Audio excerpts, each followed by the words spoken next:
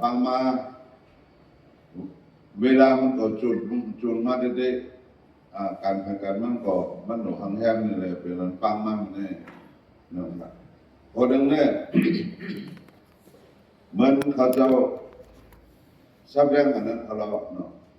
บางควายยกยองผู้ว่าโบอุ่นจุ่มเอาเป็นใหญ่ลงตรงนั้นเนี่ยมันเป็นการมึงของป้าค่ะมันเป็นการมึงของป้าก็แสดงเนี่ยการมึงนั้นว่านั่น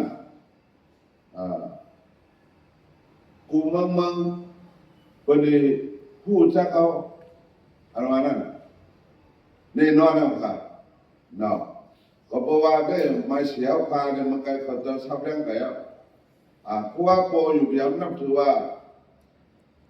ในเมืองมันเขาเนี่ยในมาเสียเขาเนี่ยเป็นอะไรลำบากนึงยาวมันจะเพราะว่าก็ดีๆนะ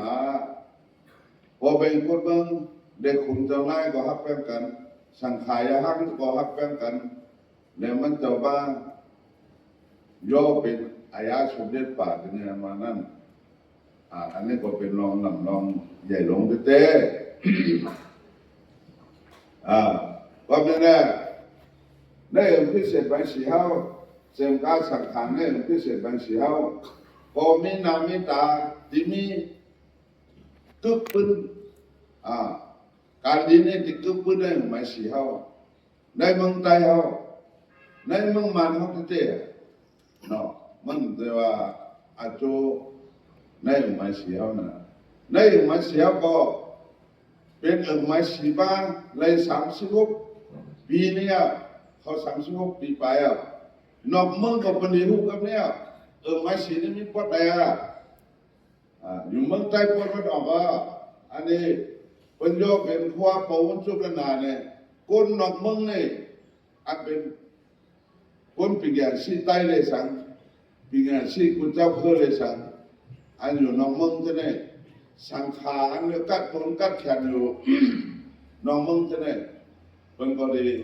ด้วยมาจากมาเสียวใครพอจะเนี่ยเป็นการอันนี้ลำลองไอ้ที่เท่เนาะเป็นการไอ้ลำลองที่เท่มันจะมาปุดตาปันได้มาเสียวมาช่วยได้มาเสียวเนาะอันนี้ในที่เดียวเอาสังมาแต่เต็มกับลายใครเนาะอาจุบบอกกันมันจะมาโยกนี่นะการขันมันเนี่ยเอาสังมาแต่เต็มกับผมลายคนมีปัญญาชีนอกเมืองว่ามันกับสุดว่าเด็กขาลายตัวลายฟ้าปองนี่เนี่ยมันจะมาโยกในสุดปองนี่เนี่ยการขันนี่ใหญ่ลงที่เดียวการเมืองอันสุดยอดยิ่งป้าไปหน้าไปหลังนั่นเองมันเป็นการอันนี้เอาการศาสนายี่การศาสนาเนี่ยมาโยกของนั่นเนี่ยเป็นการอันนี้มาเพิ่มบารมีสุดเจ้ามาเพิ่มแห่งสุดเจ้ามาปัญญาเนี่ยมาสิทธิ์เดียวมานั่นคนดองเมืองในเมืองแต่คนได้เสียประกอบกับสุดมาทอกคำอันนี้เด้ลานมาอะไรตัวอะไรปามันแต่ว่าในเมืองมันเท่านั้นเนาะคนเป็นอย่างที่อยู่นอกเมืองเนี่ยมาสังขารมาเป็นตกตาปลาคูนอกเมืองจะได้เป็นใต้ก็มีอันเป็นภาษาป้องจุ่มก็มีเป็นก็เชฟพูมาอันถึงดีเนื้ออันเด็กก็ในพิเศษบางสีเขาทางเยี่ยมปล่อยเลยเอาใจใส่ปล่อยเลยต่างโตหูเบาลงโตเทียนดินน้ำขาดกบดีคอนรอมก็เย็นอัตุยมูเล่นผู้ฐานะคุยอยู่เนี่ยและทับถึงบางก้อยมานานอันนี้นี่ก็เป็นการใหญ่หลวงเต้อันนี้เขาจะก็มึงใครมันจะมาเขามีการสมว่าพระสังฆาก็ดีไปคนเมืองก็ดีเนาะแค่คำขออันเขาออกว่ากุปีนั่นเขาออกดีเขาออกทั้งก้อยเขาเนี่ยอ่าน60,000 ปีเห็นปีเดียวพวกนี้เนี่ยอันเขาออกว่าพวกนี้เนี่ยมันลำลองก็เพราะว่าผู้ว่าปูนชุดเนี่ยที่ออกว่าที่ทำเนี่ยถ้าเขาว่าต้องคันเนี่ยเนาะที่ออกว่าตรงนั้นเรียบปากก้อยโลก็ที่เป็นเดือน12 ลองหาคำ1 10 วันที่ 12เนี่ย มันจับกันไหนเอาเนาะอันเขาดูออกว่ามันยากนี่เดินวนเนี่ยเป็นว่าดันปังทัวโปบุญจุ่มออกท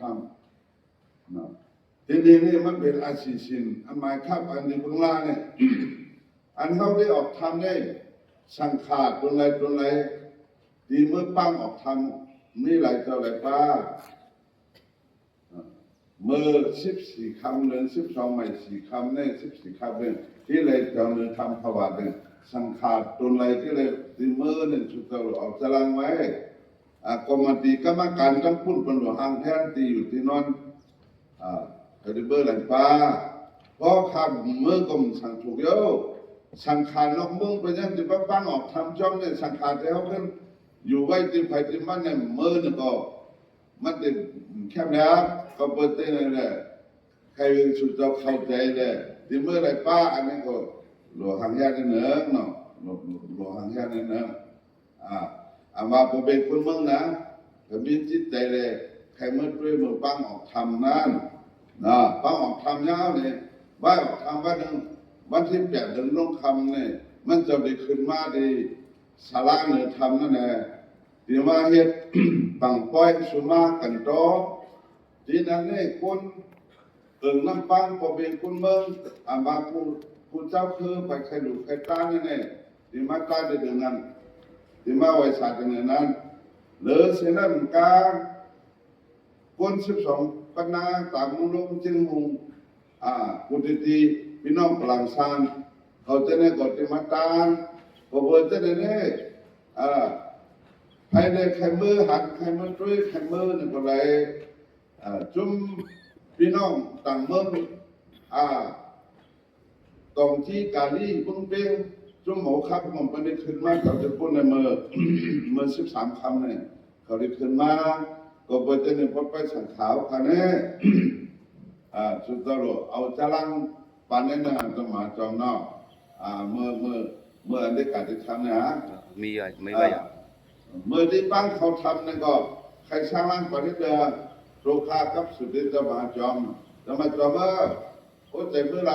คนปั้งเขาทำเนี่ยไปก็เมื่อไรเนี่ยเจ้าสุขังก็เป็นเมื่อเจ้าญาณสิริก็เมื่อเนาะภายใต้สังขารภายใต้เป็นปั้งกับอยู่ในธรรมแล้วกักการยังมีอันนี้เจ้ามหาจอมเนี่ยเจ้าสิทธิบัญญัติเขาจะส่งตัวมาอาโลข้าพเจ้ามาสาตัวเพราะอันนี้เนี่ยล็อกไล่การเนี่ยเขาอยากคิดขึ้นว่าเขาตัวได้วัดได้บ้าเขาแปลเขาหลุดขึ้นอันมันเปลี่ยนแปลงจนกูเลยกูวันประเทศอื่นนี่สังขารก็ใครไว้ซาหลุดด้วยจอมพองเขาไล่มันเนี่ยเขาเปิดตัวเนี่ยแหละหลุดคิดกลางๆหลุดวนไกลๆเนี่ยอันนี้ลองเนาะคนสมัยเนี่ยมันไกลมันจะผู้สั่งรักกันนั่นใครเอาจะผู้สั่งรักกันนั่นใครเอามันจะได้จ้างกรรมมาตั้งแต่เด็กโตถึงมาเดียวเนี่ยมีอะไรค่ะมีตัวไหนป้าเลยมีตัวไหนป้าเลยดีเฮ็ดอะไรมันเจ้าเนี่ยเพราะว่าอยู่ต่างมึงไกลๆได้คำมึงมาด้วยมึงใช้มึงมันมึงอันนี้ที่พ่ออันจำเนี่ยอันจ้างกำไรเลยเนี่ยมันขั้วโปชุมพรเนี่ยก็มีขาเนาะอันนี้ขาไรไว้ไรสาไรหยุ่มหยาบไรจอมมันต่อไปให้30 ปีได้เนี่ยมาด้วยนี่เปียกเปิงเต้ครับเปียกเปิงเต้เนาะมันหูนาหันหลังปลาไหลบีมันเจ้าเนี่ยมันหูลงนามันเป็นตัวอันหลักไล่เต้ค่ะหูลงนามันตัวหูลงนาเต้เนาะก็บอกว่าจะได้เนี่ยตอกตาคำหมายตอกตาคำหมายเนี่ยเอาพุทธได้กระตุกบ้านเนี่ยเจ้าตอกตาบ้านเนี่ยเรื่องเด็กไล่เนี่ยมันตายแล้วเนี่ยสวัสดิ์สูงเป็นสมมติเนาะมันจะเป็นอัตริยมสังขารเมืองไทยสังกา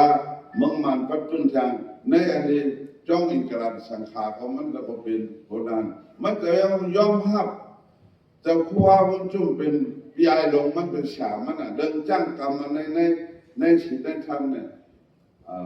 ลองแน่ๆลองจ้างกลับด้วยนี่งานขยาวเนาะ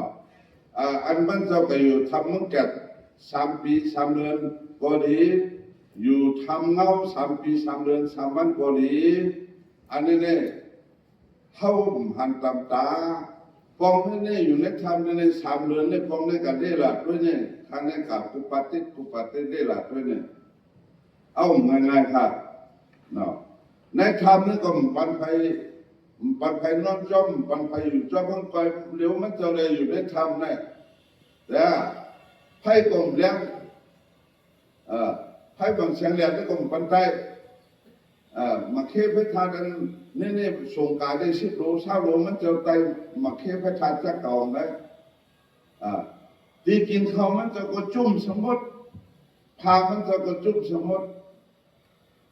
มันจะยังอยู่เลยเนาะมันจะอยู่ไรสุดจะถ่องจะเราในสังขารเขาขับแต่ยังก็เขาเนี่ย7 วันเนี่ยมันจะสุ่ม1 อีกแค่มันจะว่ากินเลือดกินปลา7 วันเนี่ยสุ่มเขา1 ปอก7 วันนะสุ่มเขา1 ปอกกามกลมรักอันนี้เนี่ยมคันนี้อันนี้ก้นหลงเขาขาดกิตาเขาขาดในหันก็เขาจะกบว่าอ้ำตัวยนต์ต่างยงเนี่ยพ่อมีพลังมีกุศลอยู่หลายเนาะอยู่หลายท่าอยู่หลายเดี๋ยวเขาจะขาดชาติปีอันเดียวกันเนี่ยเลียดไม้หนึ่งก็ยังว่าอยู่กลางจงเพราะว่ามือหนึ่งก็ยังว่ากูยุ่งคบเพราะว่าการตั้งเนี่ยตั้งนานก็พ่อชิก้าก็พ่อมีตัวไม่อยู่อันนี้เนี่ยเพราะว่าเป็นอันนี้ตัวชอบตัวแม่เนี่ยมันเห็นหลายก็เปิดที่ไหนใครสังขารเขาขานเนี่ย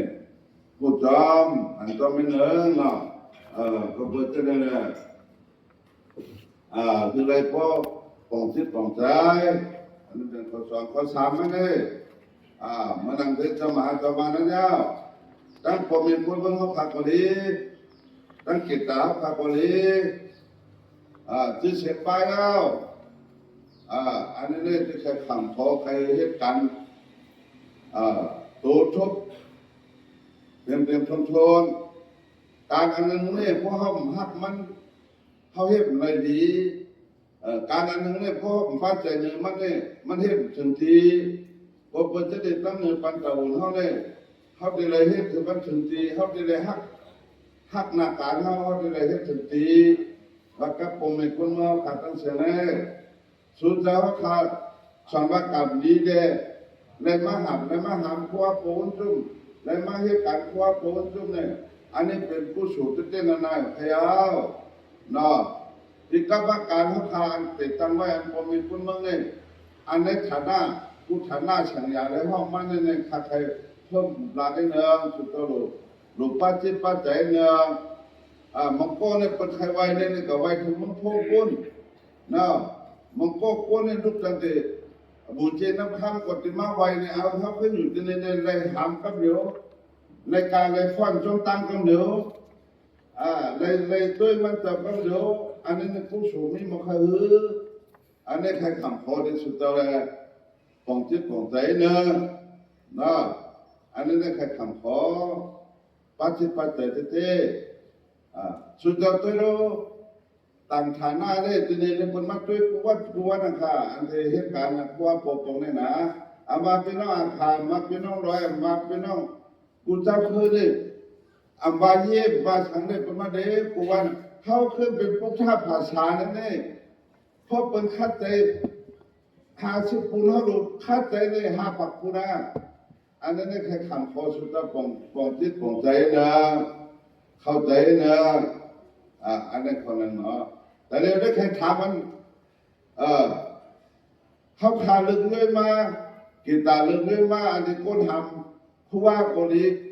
ก้นยิบอาหรับโกลีก้นสังโกลีในจ้านสุดเจ้ามาในนี่สุดเจ้าปองจิตปองใจว่าอันนั้นเนี่ยเป็นขั้นมากก็เลยสุดเจ้าเริ่มเลยเนี่ยมาใครหาเนี่ยใครถามตัวแต่สุดเจ้ารู้สุดเจ้าป้าใจใครหามหรือว่าใครเห็นหรือว่ายกมือตลอดที่หามยกมือตลอดยกมือตลอด จ้าอันนี้ถ้าพวกใครหามยกมือนี่ยกสูงๆเลยอันจะต้องหามเลยพวกปัจจุบันใจเด็กเลยพวกมันปัจจุบันใจเด็กคำตั้งอันนี้ก็ที่เป็นก้นนะยกขันกล้ามเนี่ยวายยังนั่นเฉพาะอะไรอยู่อันนี้เลยมันดูเป็นจะได้เนาะกำขึ้นมาตั้งว่าอันนี้นาสุดเราจะได้กู้สูงกันนะกำนั้นเนี่ยเขาจะได้อ่านหมายครับกันนี่อันแบบอารามก็ไรบุญนะคุณเจ้าคุณเนี่ยอันเจ้าตั้งจ้องก็ไรบุญนะกำเขาจะได้อ่านหมายครับอยู่แต่เดี๋ยวนี้ใครรู้กันใจสุดเรายกมือจะเนี่ยก็จงเชื่อเนาะจงเชื่อเตี้ยสาธุจงสุดเจ้าก็พูดจะเนี่ยนะโดดสืบการแล้วก็ที่ไหนที่นี่การก็ไม่หลายคนหลวงพ่อต่างก็กรรมการก็ดีลาดกว่าเนาะอันนี้ทางเราเนี่ยทางเราคนสุดท้ายนี่ใครว่านี่อันทับคาอันนี้ที่ไหนหมายคับที่นี่บางเวลาอะไรสังฆาติมาวันนี้มันเป็นกรรมการอันนี้เนาะสังฆาติมาครับโคตานี่อันนี้เลยสังอันนี้ไม่ได้ใครมาวันที่ไหลอันนี้ตั้งเงินที่ว่าปนุเนาะอันนี้กรรมการนี่มาขิงไรนี่เป็นกรรมการไปมันเหมือนอันนี้ปังไป30 ปีก็ดีเด็บตัดไปเลยติดทิ้งเลยคุณเขาคุณออกเลยมีทางใครมากกูหัวกูเฮิร์นก็บ้างสังฆาก็มาโคดุโคตานเขามีไว้สังฆามากูวัดก็ได้นะอันนี้หลุดปองใจนะเป็นห้องเขาบางครั้งนี่ก็ต่างก็เหมือนอันนี้อย่ามีที่นั่นนะอันนี้กิจการเชียงหลุดต้องไว้อันนี้เลยกูหัวกูเฮิร์นก็มันหลุดมากกูบอกกูเฮิร์นก็มันหลุดมากเอาตั้งหลุดตั้งมาเอาตั้งหลุดจ้องกันสังฆาก็โลมาจ้องกันเนาะก็เปิดที่นี่วันไหนสังฆาจะมาอันน้องมาเขาป้อยมาไว้มาสามาครับโคตานนี่ก็มันเสียงหยาเสียงหนาน่ะจะมาจบนะมันแต่ว่าเยาอันนี้ก็แต่นะอันนี้ให้ว่าประเดี๋ยวสังฆาคุตปุปาเนาะอันนี้ที่นอนสังฆากับคนแค่ไว้เป็นบ้านนะเนาะอันพอเบกุนเมืองก็มาวันไหนเขาคือก็ประเดี๋ยวแค่ที่นอนนะเนาะขึ้นไปกลุ่มและหันกลุ่มและด้วยพี่ว่าผมมีคนพวกนี้ทีนี้เนี่ยเขาขาดแค่ไว้ที่พี่ลงเนี่ยดูไว้อะไรชิบลูกโม่วันนี้บางแค่อะไรนั่งอยู่ที่นี่ด้วยกันบนหัวนั่งควางกว่านะทีนี้หันทุกที่ทีนี้บางแค่ที่พี่ลงเสียงอันมาละกลุ่มและหันเนี่ยอย่าไปกัดเส้นจ้าอยู่ป้อนนี่ก็จะได้หันอยู่ป้อนไตก็จะได้หันมันได้เอาทีวีได้วางเสียงนะอันนี้ขัดขลานเนี่ยเหมือนกันเลยครับ